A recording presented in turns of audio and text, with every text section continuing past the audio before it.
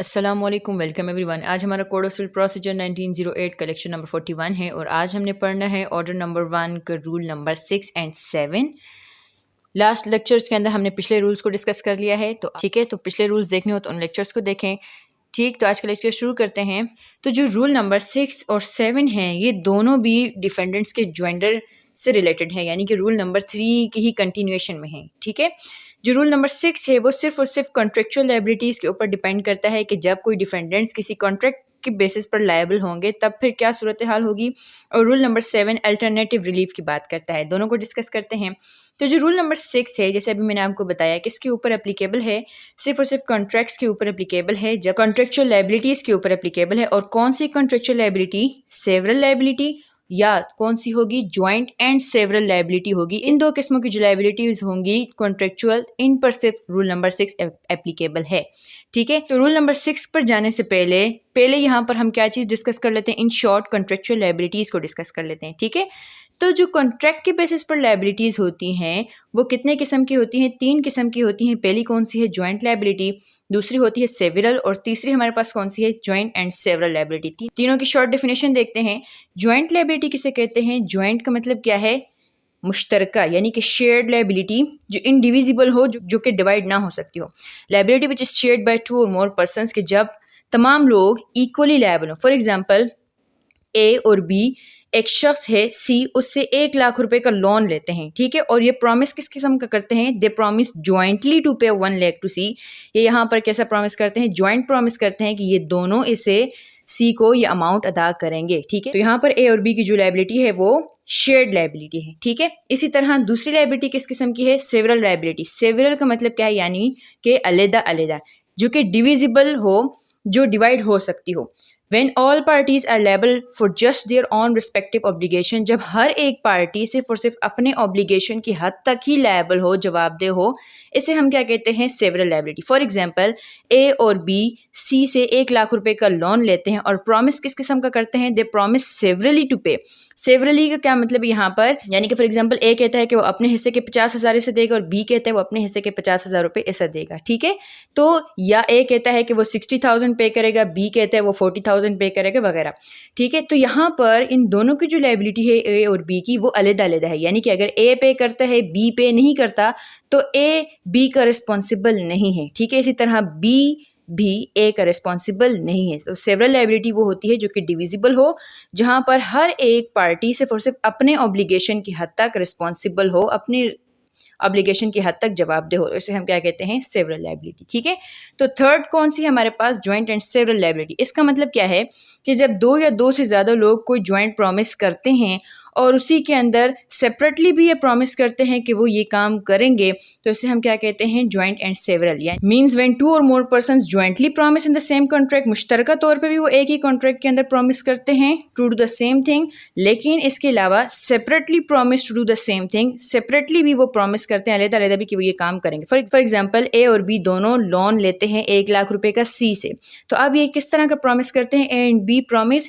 Jointly and severally. इसका मतलब क्या है कि ए और बी ज्वाइंटली एक साथ भी इनका ये लायबल हैं कि वो 1 लाख रुपए दें, और ये दोनों इंडिविजुअली भी लायबल हैं फॉर द होल अमाउंट। यानी कि फॉर एग्जांपल, ये दोनों अगर सी को अमाउंट पे नहीं करते तो सी इंटाइटल्ड है कि वो इन दोनों को भी सू कर सकता है for the recovery of 1 lakh rupees, या फिर सिर्फ ए को भी सू कर सकता है for the recovery of whole amount 1 lakh rupees, या सिर्फ वो बी को भी सू कर सकता है for the recovery of whole amount.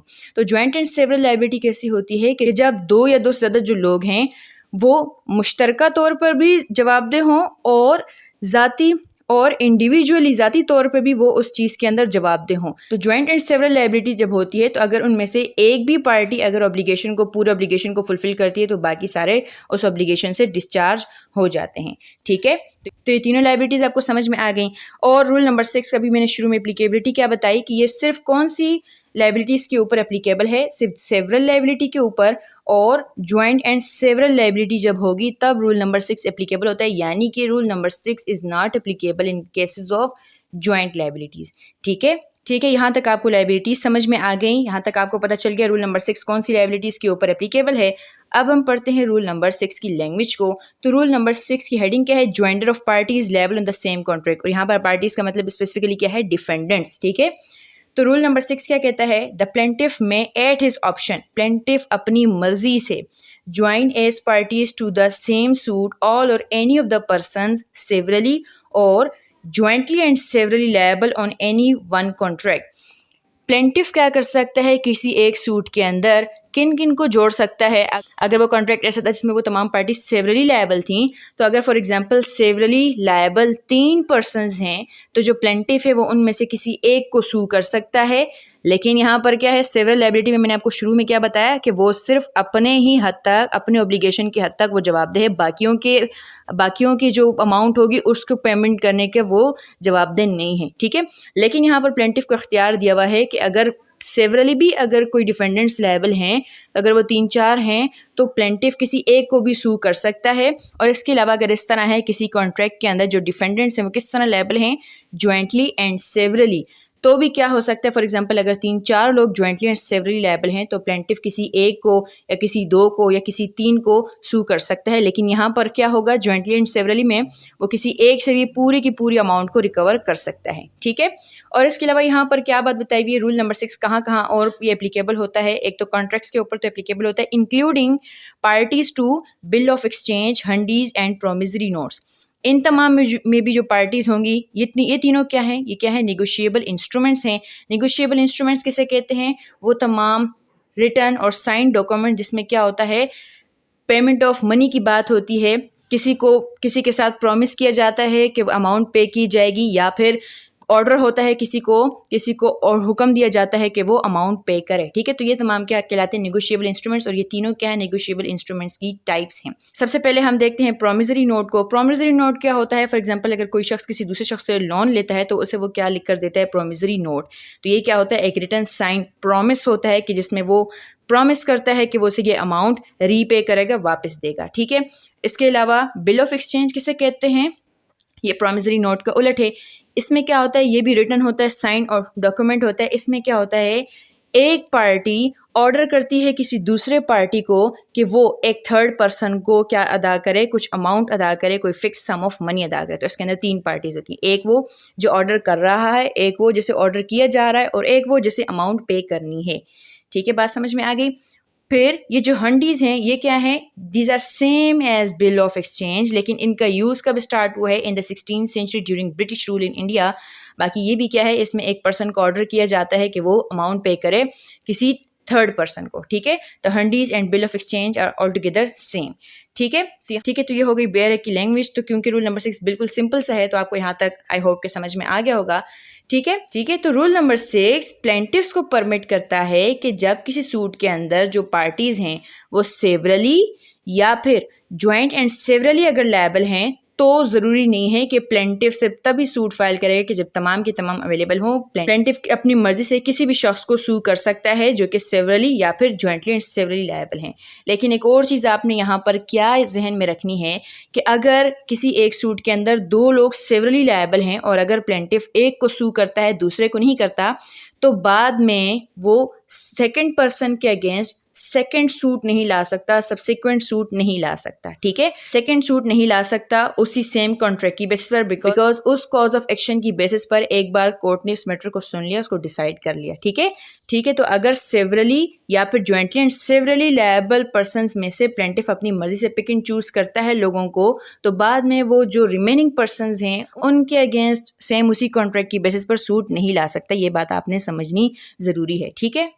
फिर इसके बाद हम पढ़ते हैं रूल नंबर 7 को। रूल नंबर 7 के हवाले से है, ये भी बिल्कुल सिंपल सा है, जैसा कि आपने रूल नंबर 3 के अंदर भी पढ़ा है, अल्टरनेट रिलीफ के हवाले से बात करता है। रूल नंबर 7 क्या कहता है, when plaintiff is in doubt from whom redress is to be sought, कि जब प्लेंटिफ को शक हो कि किससे उसे रिलीफ लेना है तब क्या कर सकता है प्लेंटिफ, यानी कि प्लेंटिफ को क्लियर नहीं है कि कौन सा पर्सन है जो एग्जैक्ट डिफेंडेंट है यहाँ पर। तो ये रूल क्या कहता है, बैरक की लैंग्वेज क्या है, where the plaintiff is in doubt as to the person from whom he is entitled to obtain redress.